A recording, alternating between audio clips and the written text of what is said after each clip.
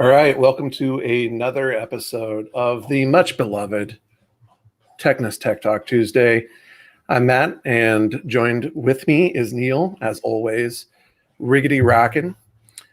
This is the only show that goes live at 7 p.m. Eastern, featuring guys named Matt and Neal, and now ranked number one. That's right, by multiple publications such as My Mom's Facebook. And Neal got a really nice message from his brother last week. That was right. We're pretty much running the airwaves at this point. But all joking aside, and before we, I think, dive in too deep to the actual news and stuff that they're accustomed to, I think we're going to have to do something that's probably a little weird for us, and probably talk about something kind of serious. And Neal and I really just want to take a moment and really, we'd be remiss in not addressing the state of the world around us, both in recency and in the pathway that got us here.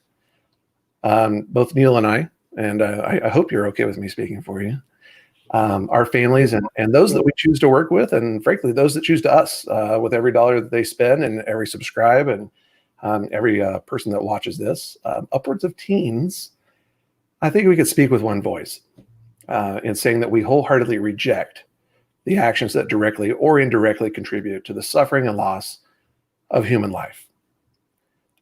This is something that's near and dear to us.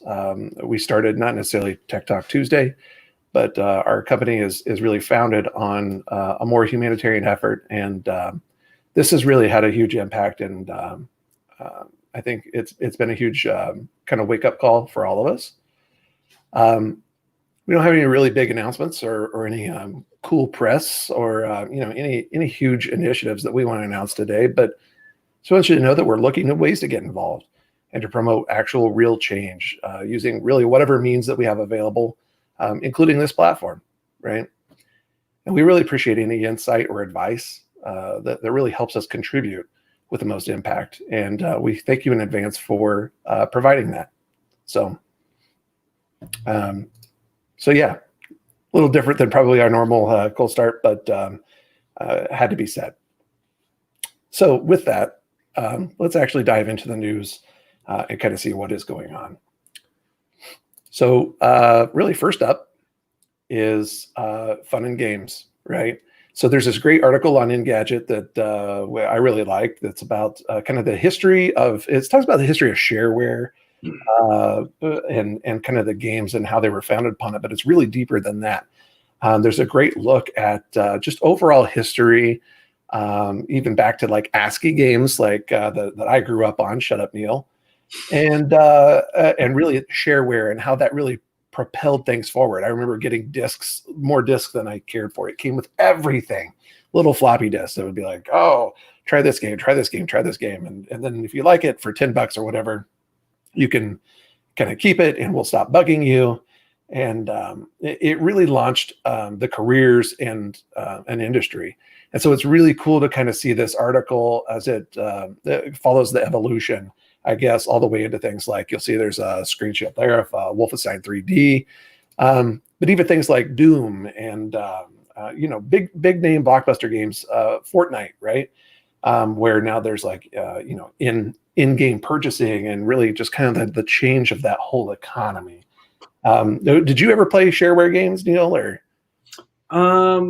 I probably caught like the very tail end of that. I can't remember anything like specifically that I played, but I feel like I definitely played some of those games. I bet. Yeah, there's things like Commander Keen, even Duke Nukem.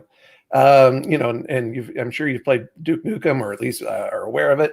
That started as shareware, and I think it's really cool to see how that evolved. And these big names like id and Epic and like really household names at this point really got their start. So if you're interested in that, definitely check the link and definitely check that article. Google Maps has added some very timely features, including temporary closures, pandemic hours, and will now actually indicate if a business is only offering takeout or delivery. So restaurants can also now display their preferred delivery providers, such as Grubhub or DoorDash. And something that Google has not done in the previously and is now doing is they're allowing businesses that have forgone dining completely on their platform, which is not something that they did previously. So that's pretty interesting. And then lastly, they also expanded on the ability to make reservations directly through Google Maps. So you can go to Google Maps and make the reservation, so you don't have to go out to I can't even remember what that app's name is. Like Yelp or like Grubhub or DoorDash or whatever. Yeah. So overall, it's really kind of rounding out Google Maps as an application and just kind of making it much easier to use and kind of bringing it up to speed with a lot of the other apps out there doing the same thing. So big stuff. No, I think that's awesome, man. That has been a frustration, especially early on. It was tough to kind of figure out what was going on. And frankly, companies just weren't updating their information, right? Like a lot of it was just a lack of saying, hey, we're closed. And so you would call and call and call and call and call. And it turns out, no one's going to answer. And we all understand why, but, we're in the information age, right? So this is a really cool move by Google, and I'm glad to see it. Yeah, I think it's still liable to some of those same downfalls, people not updating things. But, hopefully Google's made it easier for them to do it. And if the current pandemic continues, then this is going to be pretty important for people. So that's awesome. Well, now for something really near and dear to my heart, and I'd just like to take a moment here. Reese, if you're watching, I hope you're paying attention right now, because it's about to get real up in here.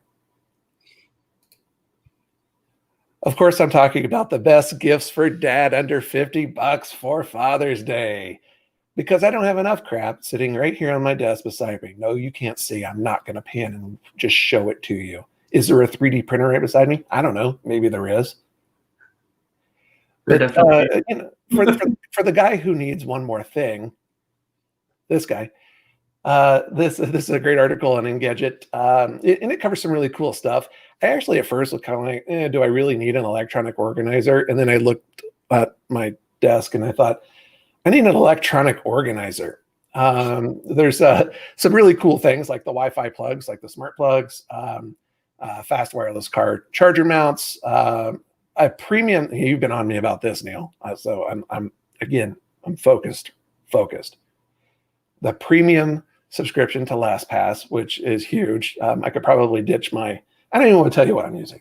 It's not Post-its, but it might as well be. And then something else that I've been really, really, really into and playing around with some Tezos,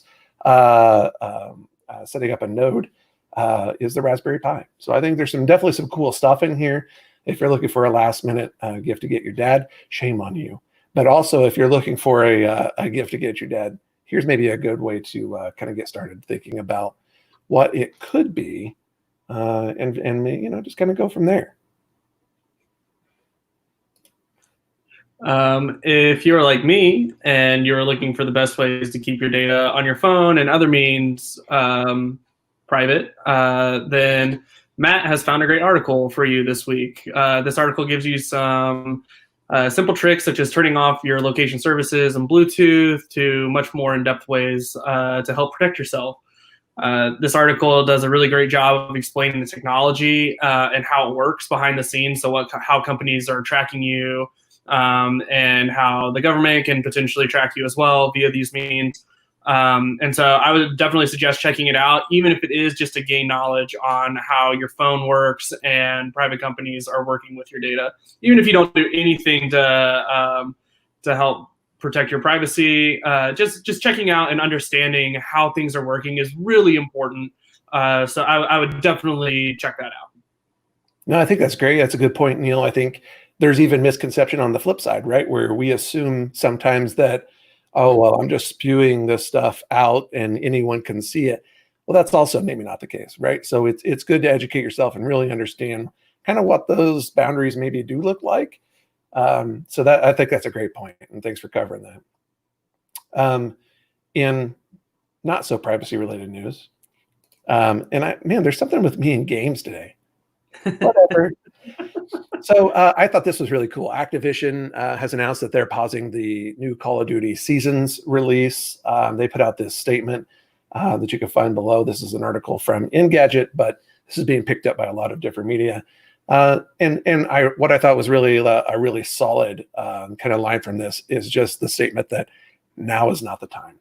They don't want to take away from, excuse me, they don't want to take away from, I think, a lot of the press, a lot of the publicity, a lot of the focus that has been on the right kinds of things by going, hey, yeah, we got this really cool game update that came out, and to potentially detract, any kind of attention away from that. I don't know. I thought that was pretty cool. I don't know. I'd like to see more things do that. Yeah, for sure. I think that's something that I think you might be seeing more of in the future of companies doing something like this, just delaying releases, because it really doesn't hurt them to do that. If anything, it gives them more time to work on things. And I think it is important to give recent events the press that they need, and I think that's great that they're doing that. So, yeah. If you have been living under a rock, SpaceX has finally launched people off the Earth, which is something that they've been working on for like 2 decades almost. So over the weekend, SpaceX launched Crew Dragon into orbit successfully. This is the first time in almost a decade astronauts have actually launched off of U.S. soil. So that's a huge thing. And this launch makes SpaceX the first company to send people into orbit on a privately made vehicle. So that is something not made by NASA. And so if all goes well with the return flight, Crew Dragon could be certified to perform regular trips to the International Space Station, which would obviously be huge for NASA and SpaceX. Previously, we were using Russian rockets, and it costs around $80 million per seat. So like per astronaut, it was $80 million to send them to the International Space Station. So it was a very large chunk of change. And obviously this will cut that cost and hopefully help usher in a new era of space travel. Very exciting things. Yeah, that's awesome. Again, people are saying historic and first time, and I've seen some corrections where they're saying, well, it's the first time in several years, but it is the first time. I mean, this is a private company sending people into space in a anointed kind of capacity by our government. So and by us as a people, and I think that's really cool. Has there been any word on how flat the Earth was when they got up there, or was there? Apparently it was a little spherical for some reason. Was it? Okay. I'm just curious about that. And with that, that's all we have for today. Thanks for joining us on this edition of Tech Talk Tuesday. If you want to read up on any of the headlines, as always, you can find them in the description below. Be sure to subscribe to the channel so you don't miss any future editions of Tech Talk Tuesdays. And while you're at it, go ahead and give us a follow on Facebook, Twitter, or Instagram. And with that, we will see you next Tuesday.